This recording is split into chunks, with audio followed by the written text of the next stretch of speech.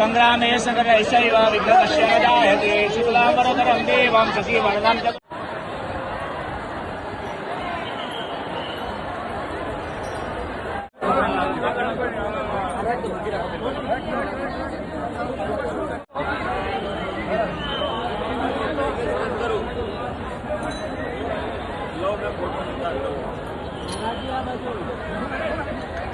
કાકા કાકા ઓ કાકા દાદા આવો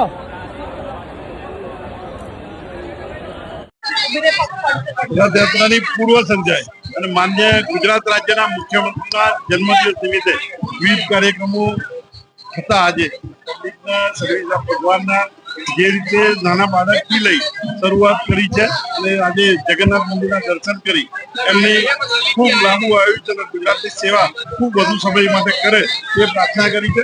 આજે જગન્નાથ ભગવાનની 149મી રથયાત્રાની પૂર્વ સંધ્યાએ માન્ય મુખ્યમંત્રી પણ સાંજે આવતા હોય છે અને સાંજે આવતીકાલની અહીન વિધિ પણ કરાવે છે. માન્ય કેન્દ્રીય ગૃહમંત્રી સવારે આરતીમાં આવે છે. એની પૂર્વ સંધ્યાએ આ તૈયારીના ભાગરૂપે આજે મંદિરમાં દર્શન કરવા આવેલા અને આપ સૌના 149મી જગન્નાથની યાત્રા અમદાવાદ મહાનગરની અંદર જ્યારે ભગવાન જગન્નાથ આપના બધાના દર્શન આપવા માટે નીકળતા હોય અને દર્શન સૌ નગરજનો શાંતિથી દર્શન થાય અને બધાના દર્શનનો લાભ મળે એ જ પ્રાર્થના.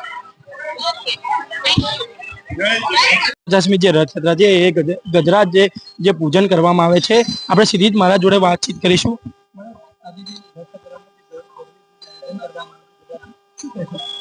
આજે ગજ પૂજન એટલે કરવામાં આવે છે કે આપણા હિન્દુ શાસ્ત્રોમાં કોઈ પણ કાર્ય કરીએ એ કાર્ય કરતા પહેલા ગજાનન ગણપતિ મહારાજનું આહવાન આપણે કરવું પડે.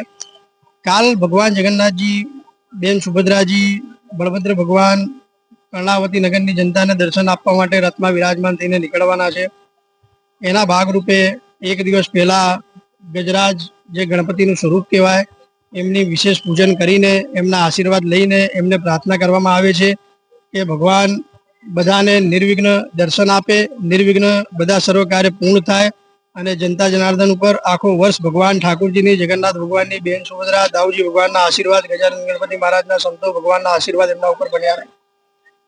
રથયાત્રામાં કેટલા ગજરાજ જોડાવાના છે અને એમનું શું શું નામ છે? રથયાત્રામાં કુલ 15 ગજરાજો જોડાવાના છે, જેમાં એક નર છે અને બાકીની જે 14 માદા છે. અને દર વર્ષે જે જોડાતા હોય એ હાથીઓ બધા આમાં ઉપસ્થિત છે, એમાં કોઈ ફેરફાર નથી. 149મી જે રથયાત્રા છે અત્યારે ગજ પૂજન કરવામાં આવ્યું છે, શું કહેશો? આ જે 149મી રથયાત્રા ના અનુસંધાનમાં આજ ગજ પૂજનનો કાર્યક્રમ જગન્નાથ મંદિરમાં રાખવામાં આવ્યો હતો. એ જગન્નાથ મંદિરમાં મેં પણ ગજની પૂજા કરી અને ધન્યતા અનુભવી. મારા સાથે અમદાવાદ શહેરના મેયર પણ હતા અને મંદિરનું મહેન્દ્રભાઈ સાહેબ પણ હતા અને નીતિનભાઈ સાહેબ પણ હતા. એટલે આ પૂજા મેં બહુ ખૂબ સુંદર રીતે થઈ છે. આવતીકાલે જે રથયાત્રા નીકળવાની એ સંપૂર્ણ શાંતિ અને સલામતી સાથે નીકળવાની. લાખો લોકો ભગવાન જગન્નાથના દર્શન કરવાના છે અને ભગવાન જગન્નાથ લાખો લોકોને ખબર અંતર પૂછવાના છે. એના માટે હું ધન્યતા અજમું છું.